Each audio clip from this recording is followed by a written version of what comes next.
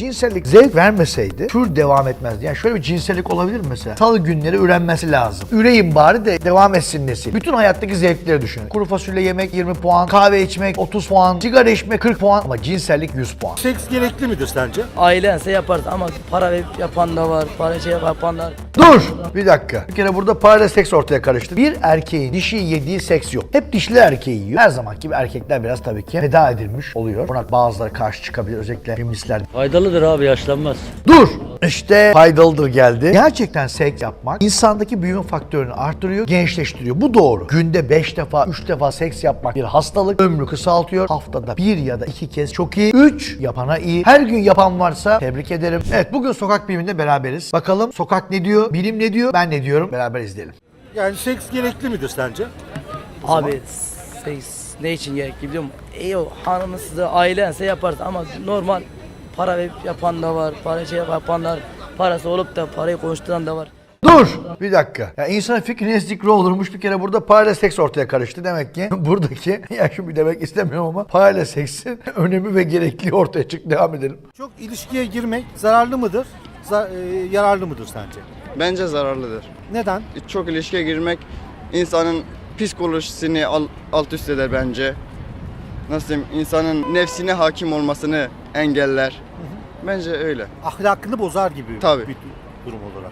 Tabii. Peki. Evet, burada güzel bir yorum geldi. Bir kere cinsel aktivite türün devamı için çok önemli bir şey. İnsanın türünün devamı için bütün hayvanlarda şu önemli. 1. Yemek yemek. 2. Cinsellik. Yemek ve cinsellik hayatta kalmak ve bu hayatta kalmanın sonunda genini diğer bir nesle aktarman gerekiyor. Onun için cinsellik ve yemek çok önemli ve hedonik. Ne demek hedonik? Çok zevk verici. Zaten yemek çok zevk verici olmasaydı yemezdik. O zaman ne olur? Ölürdük. 2. Cinsellik de öyle. Cinsellik zevk vermeseydi tür devam etmezdi. Yani şöyle bir cinsellik olabilir mi mesela? Salı günleri ürenmesi lazım. İşte üreyim bari de devam etsin nesil. Kimse gidip üremez. Çünkü üremek demek risk demek. Bir, mesela geyikler ürerken yem olabiliyor. Ya da bir vizon ürerken yem olabiliyor. Onun için üremek nasıl bir şey? Çok riskli. Onun için birçok hayvan mesela erken boşalıyor. Neden? Hemen bitsin ve işime devam edeyim. Yani yem olmayayım diyor. Onun için erken boşalma canlılarda bir normal, yani Türkçesiyle fizyolojik bir aktivite. O nedenle seks çok önemli. O nedenle bütün seks ve cinsellik zevke bağlanmış. Yapılan çalışmalarda şu biliniyor. İnsan için, hayvan için önemli değil. En yüksek zevk cinsellik. Yani şöyle olsun. Bütün hayattaki zevkleri düşünün. Kuru fasulye yemek 20 puan, kahve içmek 30 puan, sigara içmek 40 puan ama cinsellik 100 puan. O nedenle orgazm bu dünyadaki en büyük, en pik zevk olarak biliniyor. İnsanların, hayvanların doğasında bu yerleştirilmiş. O nedenle herkes orgazm olmayı seviyor ve üremeyi seviyor. Böylelikle ne oluyor? Genimiz nesilden nesile aktarılıyor ve ne yapılıyor? Tür devamı sağlanıyor. Peki çok seks yapmak kötü bir şey mi? Şöyle bir şey var. Herkesin seks anlayışı farklı. Mesela Japonlara baktığınızda haftada bir defa bile değil, yılda 3-4 defa yapıyor. Bazı toplumlarda her gün yapıyor. Peki bunun bir ayarı var mı? Bunun ayarı yok. Kültüre bağlı ya da insanın isteğine bağlı bir şey. Ama şu biliniyor. Çok seks yapmak telomeri kısaltıyor çünkü yorucu bir aktivite ve stresli bir aktivite. Onun için seks yapmış olmak için değil, ihtiyaç olması durumunda yapmak en doğru şey. Ama çok seks yapmak erkekleri yıpratıyor, ömürlerini kısaltıyor. Devam edelim. Faydalıdır abi, yaşlanmaz. Dur! İşte faydalıdır geldi. Şimdi faydalı mıdır? Gerçekten seks yapmak ve uyumak insandaki büyüme faktörünü artırıyor, gençleştiriyor. Bu doğru. O nedenle seks yaptıktan sonra yaraların iyileşmesi hızlanıyor. Çok ilginçtir ki grip gibi ya da korona gibi enfeksiyonlara yakalanmak azalıyor. Çünkü interferon salgısı, yani bağışıklık yanıtı da bir yandan artıyor. O nedenle seks yapmak iyi bir şey ama yorucu anlamda değil. Mesela sağlıklı seks ne kadar? Kendinizi iyi hissediyorsanız seks yapmak iyi. Ama sürekli seks yapmak yıpratıcı. O nedenle sağlıklı lafı sokak bilimi için çok iyiydi ve bilim için de doğruydu. Devam edelim. Gençleştirir mi insanı yani? Vallahi abi, büyükten gördük, yaşlanmamış yani. 80'e varmış, 50'lik duruyor. Maşallah. Güzel. Gerçekten de doğru ve zamanında seks. Yani acıktığında yemek yemek gibi bu. Eğer acıkınca yemek yemek ne kadar güzelse, acıkınca da seks yapmak o kadar güzel. Yaşlanmayı geciktirici, büyüme faktörünü arttırıcı, yaraları tamir ettirici, enfeksiyonları yakalanmayı ya da enfeksiyonları atlatmayı sağlayıcı bir şey. Yani bağışıklığı iyileştiren, güçlendiren bir olay seks. Ama unutmayalım ki gereksizi, stres yapıcı özelliği ya da aşırı yorgunluk, o zaman durumlar tersine dönüyor. Demek ki herkesin, her toplumun seks anlayışı farklı. O zaman yormuyorsa, zevk veriyorsa, enerji veriyorsa iyi ama aşırısı kötü. Bana göre kaç? Haftada 2 ya da 3'ü geçmemek lazım. 2 ya da 3 sağlıklı, 3'ten sonrası ise soru işareti ve benim için sorunlu. Devam edelim. Zararlıdır. Neden zararlıdır abi? Şimdi çok ilişkiye girmek, nasıl diyeyim size, herkesle girmek de var, girmemek de var yani, öyle söyleyeyim yani. Şimdi bir kişiyle olur, biliyorsundur onun, tamam, bunda bir zararı yoktur ama bilmediğin herhangi bir sürü kişiyle girersen bu zararlıdır Öyle tabii. mi? Ha, zararlı. Evet, evet. Bilmediğimiz kişilerle olan Evet, ilişki evet, zararlı. evet.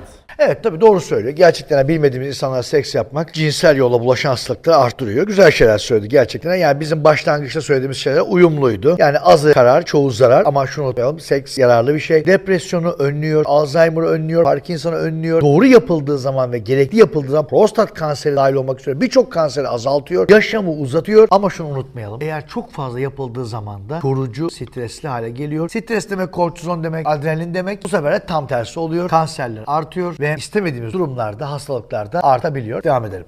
Zararlıdır abi. Yani ilişkiye girmek her türlü zararlıdır. Aklen, zihnen, zaman, bedenen. İnsanı hep çelişkiye sokar yani zorlar. İnsanın zaten nasibi kendisini bulur. Öyle diyorum, öyle düşünüyorum. Yani hukuken ve dinen evli olduğunuz kişiyle ilişki yaşamak fazla da olsa bir zararı yoktur yani, değil mi? Yok yani evliysen evet ama normal dışarıda evli değilsen, normal bir hayatta ilişki yaşamak istiyorsan sıkıntıya sokabilir insanlar. Peki seks yapmak insanın ömrünü uzatır mı? Sanmıyorum. Psikolojik olarak belki pozitif. Sanmıyorum. Çünkü ömrü bellidir. Yani hastaneye giden bir insan grip olarak gidiyor. Sapasağlam çıkıyor. Mesela çok ağır hasta bir şekilde böyle çok büyük bir kaza geçiriyor. Sapasağlam çıkıyor ama hiçbir şey olmayıp gidip ölen insanlar da var. Sanmıyorum yani. Evet yani seks hakkında böyle bir muallak bir tanım söyledi arkadaşımız. Dedik ki işte ben bunu dedi böyle olduğunu düşünmüyorum dedi. Ama bu doğru değil yani şimdi seks gerçekten de canlılar için gerekli bir şey. Bazıları diyebilir ya ben hiç seks yapmıyorum diyebilir. Seks yapmamak zararlı mı? Değil. Bunun altını çiziyorum. Seks yapmamak zararlı değil. Ama normal cinsel aktivite, normal seks yapmak yararlı bir şey. Çünkü beyindeki ağrı kesici maddeleri artırıyor. Endorfin gibi büyüme faktörlerini artırıyor. Doku iyileşmesini ve kanın yenilenmesini artırıyor. Onun için birçok doku için seks iyi bir şey. Onun için seksin her zaman iyi bir şey olduğunu söyleyebilirim.